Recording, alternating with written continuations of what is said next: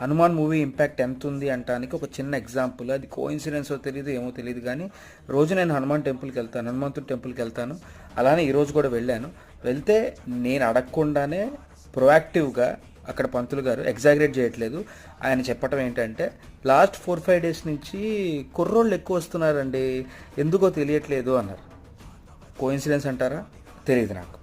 But నేననేది ఏంటంటే ఇది కోఇన్సిడెన్స్ కాకపోతే ఇప్పటిదాకా ఈ కుర్రవాళ్ళు 18-19 ఇయర్స్ ఉన్న వాళ్ళు ఎవరైతే దేవుడు అంటే ఏంటో కరెక్ట్గా తెలియని వాళ్ళు ఎవరైతే ఉన్నారో ఈ మూవీ చూసిన తర్వాత అసలు హనుమాన్ అన్న వాళ్ళు ఎవరు, ఆ గుడిలో ఏముంటుంది, అసలు ఆయన ఎలా ఉంటారు అని చూడటానికైనా సరే ఖచ్చితంగా టెంపుల్కి వెళ్తున్నారేమో అని ఒక చిన్న డౌట్ వచ్చింది ఈరోజు పంతులు గారితో మాట్లాడిన తర్వాత.